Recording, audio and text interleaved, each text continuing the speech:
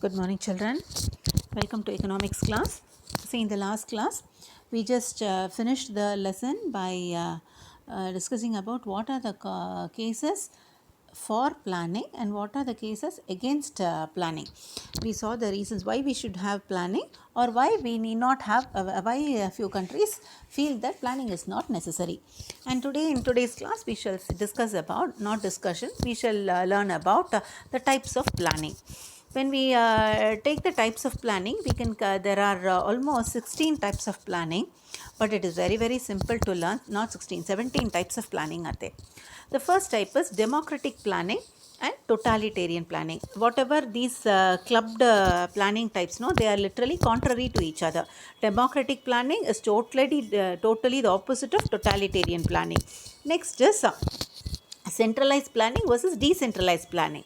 Next is planning by direction and planning by inducement, indicative, imperative planning, short term, medium term, long term. The next is financial versus physical planning. The next is functional versus structural planning, comprehensive planning versus partial planning. Now we shall see in depth about what each type of planning means. The first is totalitarian planning versus democratic planning.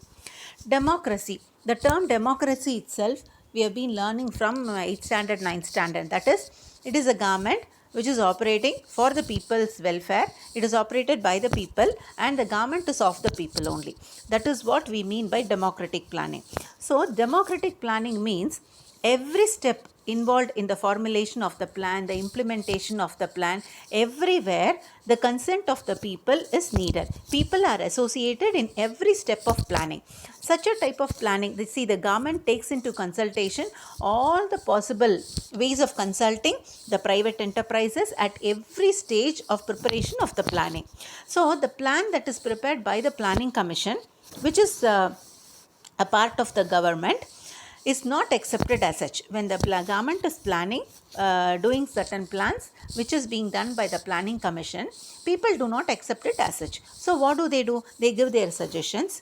They sometimes accept it or sometimes they are modified, and these are done by the parliament of the country. Such a type of planning, you call it as democratic planning. Now, I told you what is democratic planning. Then opposite of that is totalitarian planning. Totalitarian planning is also called as authoritarian planning. The word authority, what does it mean? Someone is taking over the control of everything. He takes the authority of doing everything. The power and authority is controlled. So here, under totalitarian planning, there is a central control. The central planning authority only plans, decides, controls, and does all the economic activities in accordance with only the single plan. A plan is made and that plan only has to be implemented. The way of the direction is given, how the plan has to be implemented, and entire control lies in the hands of the central planning authority. Like that, what the consumption process, the production, distribution, exchange, everything is controlled only by the state. So, in this totalitarian planning, which is otherwise called as authoritarian planning, the planning authority is the supreme body that only decides what is the objective of the plan, what are the schemes that has to be implemented, and how much is the allocation of the money that has to be done for every project, and what are the methods and procedures of implementing that particular plan. So everything is decided only by the state or the central planning authority, which is the supreme body. So the next type of planning is central planning, centralized planning, decentralized planning. Centralized planning, the entire process is in a country is under the control of central planning authority. The central planning authority, it will fix the objectives, the targets and the priorities for different sectors. This sector has to be given priority, this sector has to be given the least priority, mediocre priority has to be given to these sectors in the economy. Now the planning will be done by the central planning authority and then given to the other sectors. So it is planning from above. From at the top only the planning is being done and executed. The opposite of that is decentralized planning. If the planning, see, local bodies are given if the local bodies or the local organizations or the institutions, they will formulate a plan, they will adopt certain policies, and they will execute the policies that are being planned, and implementation, supervision, controlling, everything is done by the local organizations, but these where the interference of the central authority will not be there. Such a type of planning, you call it as planning from below. Okay, decentralized planning is called as planning from below. Centralized planning is called as planning from above. Underline this. Totalitarian planning is also called as authoritarian planning. Please underline all these because these are important objectives. Next is planning by direction. See, under this type of planning, the central authority, planning authority, it will plan, it will direct and give the orders of how these plans have to be executed. With already, they might have fixed already the targets and priorities. They will plan everything and they will give the directions as to how these plans have to be implemented. This you call it as planning by direction. The opposite of that, planning by inducement. See, in many of the countries nowadays, what they do is inducing means making the people to act.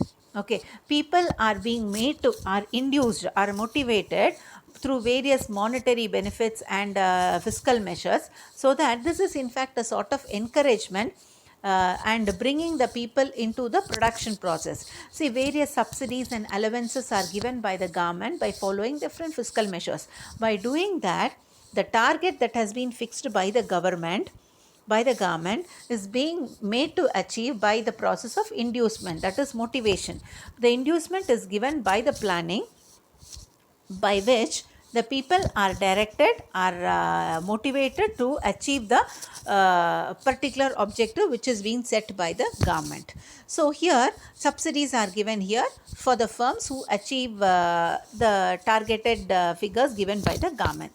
Many a times planning by inducement has given good results, better than the planning by direction. Next is indicative versus imperative planning. See, indicative planning is mostly followed in countries where mixed economy is in practice, where the economic system is mixed economy.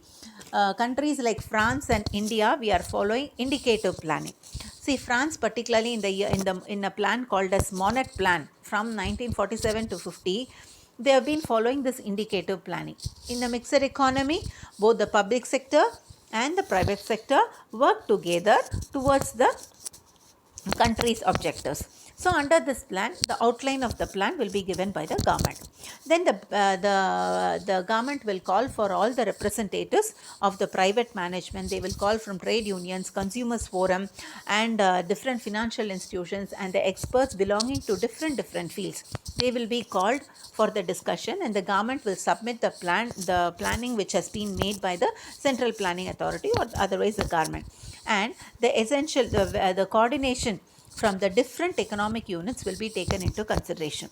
And the state also will provide all the facilities to the private sector for accomplishment of the targets and priorities. So the state does not force the private sector to do this, but it will indicate that these are the areas of operation, these are the targets that has to be fulfilled. So this type of planning by indicative planning, where the participation from all the private sectors is also done here, it is very soft and flexible. Okay, the government will not force the private sector to do it, but the private sectors will be motivated. They will also be taken into consideration in the planning process. Their ideas also will be considered by the government. Next is opposite of that is imperative planning. Imperative. The state here is all powerful in preparing the plans and in implementation, controlling, direction, everything the state only does. Once a plan is being drafted, the implementation is just a matter of enforcement. That is, I am giving you this, you have to do this. The plan here is not as going and placing and achieving this target. It is just instruction. I have planned this. Your duty is to do this. Okay, so here the plan is nothing but instructions. This is followed in China and Russia. where the consumer sovereignty is totally nil. Here it means that sovereignty means what? Supreme power. See here in country like in capitalistic countries, consumers sovereignty is held at the highest, and in mixed economy also good amount of consumer sovereignty is observed. But in countries where majority socialism is in practice, consumer sovereignty is absolutely zero. The government policies, procedures are very, very rigid. Okay, whatever the government is deciding is being forced on the people. Next is where is it followed? It is followed in China and Russia. Please underline that. USSR President Stalin, he used to say, our plans are our instructions. See, a government is planning, you are instructed to do this. That's all. You are instructed to follow this plan. The next is short, medium and long term plans. These plans are known as controlling plans. These plans is designed for a period of 1 year only. Such plans are also called as annual plans. Okay, it can be for any department. So only 3 points. It is for a plan period of 1 year. It is also called as annual plans. It is otherwise called as controlling plans. The next type is medium term plans. Medium term plans last for a period, is planned for a duration of 3 to 7 years, and it can be made for 5 years also. And the resource allocation, it can be in financial terms. Medium term planning, it is not related to the allocation of financial resources, but the physical resources are being allocated here. Next is long term plans. Long term plans, the plan period is from 20 to 30 year period. They are also called as perspective plan. These long term plans brings a big change in the country structure itself. So these changes, this plan is also called as structural plans, because when the country structure, so not structural plan, when the country's whole economy requires a structural change, then long term plans are brought into effect. Next is financial versus physical planning. Financial plans, see, whenever the plan allocation of resources is made in terms of monetary terms or in terms of money, for this department, for agriculture sector, this much amount of money. Under the agriculture sector itself, we have different divisions. So everywhere, if the plan or the budget is being made in money terms, you call it as financial planning. The same thing, if the planning allocation of the resources for different departments, if it is in terms of physical terms, that is in terms of men, this much men is required to complete this much this project, this much material resources are required, this much capital resources are required, this much technical resources are required. If it is mentioned in terms of physical units, then such a type of planning, you call it as physical planning. If it is measured in monetary terms, it is financial planning. If it is measured in physical terms, you call it as physical planning.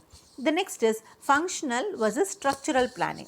See, this functional planning is being designed for removing the economic difficulties which are existing in the country, and to bring a social change in the social structure of the country, to remove all the economic difficulties, money related difficulties in a country, and and it also brings a change in the economic and social structures.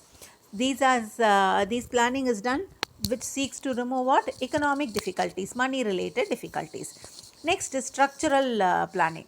Here, great deal of changes in the socio-economic framework. The country's economic framework itself is being changed here. Such a type of which brings in a drastic change in the whole economy. Such a type of planning, you call it as structural planning.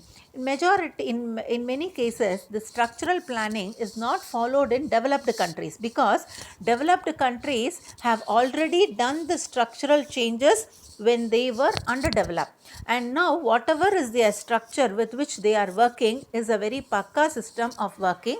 They don't want to change that. When they wanted to change that, it should be only for a higher level of growth. So they will not touch the structure or the foundation of the setup of the country. So, where should these be implemented? Only in the countries which require a huge development. So, for underdeveloped countries only, the structural changes are more required, wherein they develop all the infrastructures to bring in a very to encourage to build up more of foreign trade. They bring in so much of infrastructural changes into the country, and various tax structures are being modified. See, in the recent days, our economic structural change was a demonetization plan, and social structural change was the the Swachh India movement, and before that, with respect to our state, the social structural change was the rainwater harvesting system. Like this, where it brings a big change all over the country. Okay, such a type of change, you call it as structural changes. When planning is made to bring in such a change in the economic framework or the social framework of the country, you call it as structural planning. Next is comprehensive versus partial planning. Comprehensive planning, when the major issues of a country have to be met or have to be sorted out. So if planning is done with a concern to approach the major issues of a country, such planning you call it as comprehensive planning. When the major problems of a country has to be sorted out, such problems are called as what? Such plannings are called as comprehensive planning. Next is partial planning. Suppose, for example, an important sector of the economy is taken into consideration. When changes have to be brought or development has to be brought in that particular sector alone means, then they do a planning which is called as partial planning. That is all. Now we have finished the types of planning, which is a 5-mark question, quite an important answer. In this itself, you are covering a 3-mark answer, that is functional versus structural planning is covered. Each type of planning can also be asked in 2 marks or 3 marks. So it is very, very important 5-mark answer. Now, so far we have been learning the different types of planning. Now we need to understand about which is the authority which is in charge of doing all this planning process. Now, with respect to India, in 1950, during the time of Jawaharlal Nehru, the Planning Commission was enunciated. It comprised of the various experts from different department, and Dr. Ambedkar was one of the important key person in the planning commission. And from 51 onwards, we had the 5-year plans, which is a medium plan, which for every 5-year period, new plan was implemented, and the results were also observed. I think you might have learnt in the last year 10th or 11th chapter, if I am right. Now, from August 2014, the Planning Commission, it was replaced by another body called as NITI Aayog. NITI Aayog means National Institution for Transforming India. During the time of Narendra Modi, because the chairperson of this NITI Aayog is the Prime Minister. And during his period only, this NITI Aayog was, the Planning Commission was replaced by the NITI Aayog, where from January 1st, 2015 onwards, through a Union Cabinet resolution, this Planning Commission was replaced by the NITI Aayog. See, this NITI Aayog, it is a policy thinking tank of Government of India. See, even now when you see the various programs which has been implemented is done only through the NITI Aayog. The Prime Minister is the chairperson of the NITI Aayog committee, and the union ministers will be the ex officio person. Ex officio members means in the absence of the Prime Minister, these people will be acting. Next is the Vice Chairman of NITI Aayog. He is the functional head for all the activities. Okay, he will be the functional head, and the first Vice Chairman of our NITI Aayog was Arvind Panangaria. Next is, what are the functions of the NITI Aayog? See, there is NITI Aayog, it does certain functions. What are the functions of that? The first thing is cooperative and comprehensive federalism. Every state in the country should actively participate in the formulation of the policy. This is the first point. Okay, so cooperation is and competitive federalism. You have to compete yourself in giving your active participation in the formulation of the policy. The next is shared national agenda. See, we are working in a country where every state, okay, you should contribute, your vision should be the country's vision. Okay, see, if the country has, if you are growing, it means that the country also should grow. My vision should be the same as my state's vision, state vision should be same as the country's vision. So the shared vision of the national development, priorities, strategies with active involvement of the state should be there. Next is decentralization planning. Decentralized planning, I told you, planning from below. Here, bottom up model of planning is very is restructured. That is, whatever is needed at the bottom level, planning should be done only from the bottom level, and then it has to go on and to the higher level. So next is vision and scenario planning. The planning should be designed in such a way to meet out our long term strategic frameworks. Okay, it should not be a very short term goal. Our goal should be on a long term basis, where we think about the futures, India's future, and then various planning should be made. It should not be made so that immediately problems are rectified and tomorrow the problem should not crop up again. Next is network of expertise. See, the main stream, external ideas, the expertise of into the government policies, programs should be made by collective participation. Why they are inviting all the state governments for the participation of the into the Niti Aayog? Because their ideas also could be pooled, the expertise, knowledge can be pulled into the implementation of various policies of the programs. Next is harmonization. Harmonization means smooth functioning of anything. See, whenever at different stages of the government, okay, where the works are overlapping, cross-cutting, overlapping should be, they know the issues should cross with multiple sectors. Through proper communication, coordination should be there, collaboration should be there, convergence of the idea should be there among all the stakeholders. So this you call it as harmonization of the process of action. Next is conflict resolution. Whenever any conflict arises, conflict means disagreements. You do not agree with the opinion of others. So you have to sort out that issue by a mutual consensus. Consensus means giving your consent without any ill feeling. Okay, mutually you need to agree. So the intersectoral mutual consensus should be there.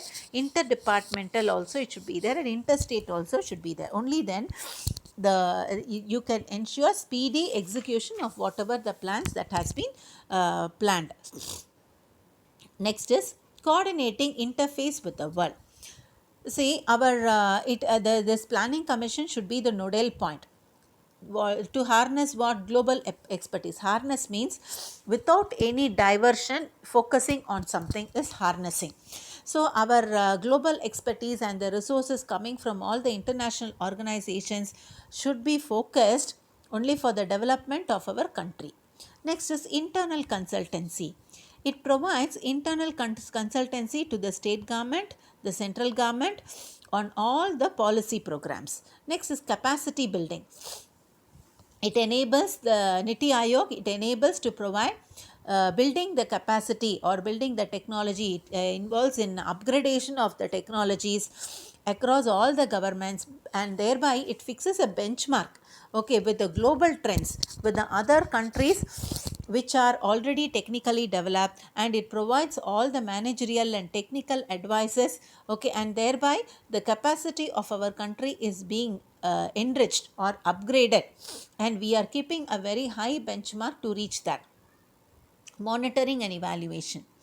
It will monitor this, the function of the Niti Aayog is to monitor whatever the policies that are implemented. It has to be monitored, and the programs and the evaluation also should be done. By implementing this particular plan, this is the impact that has been created. So all those also should be, all these are also the functions of the Niti Aayog. Okay, next is the initiatives which are taken by the Atal Innovation Mission, Ayushman Bharat. I told you, after the Niti Aayog coming into effect, these are the initiatives which are taken by the Niti Aayog. That is Atal Innovation Mission, Ayushman Bharat approach towards water conservation measures, and the draft bill to establish National Medical Commission to replace the Medical Council. The Medical Council was replaced by the National Medical Commission. and it has been conceptualized in the Niti Aayog. Then Niti Aayog is also bringing about what? Greater accountability. For whatever work you are doing, you are accountable for it. And it also does the monitoring work and the evaluation of the officers. It collects the information from various ministers, and it also publishes those information. Using such data, the Aayog makes performance rating, that this particular state is giving a good competitive showing a good competitive spirit towards the implementation of the various plans. Thus the success of Niti Aayog can be evaluated when only after a certain period of time. Now only this Niti Aayog has come into implementation, is it. Now this, how far this Niti Aayog is successful, we can understand this only after seeing the evaluating the work of this Niti Aayog for quite a few number of years. After that only we can evaluate the performance. Now with this we are finishing this lesson. What all we saw: the economic factors, non-economic factors of development we saw. What are the economic and non-economic factors which determines a country's development we saw. We saw the vicious circle of poverty, and we saw why what are the cases in favor of planning and why planning is the cases against planning. We saw the different types of planning and next is the Niti Aayog, the different types of planning we saw, and about Niti Aayog, and finally we just finished with what are the functions of Niti Aayog. With this we are finishing the 11th chapter also. We have got only one lesson to be finished, and in this lesson, the 12th lesson, we have okay, fine. For today's homework, I want you to write the different types of planning. That will be your homework. The different types of planning, 36 and 34 functions of Niti Aayog. I want you to write both these answers. That is all, children. Have a good day. Bye-bye.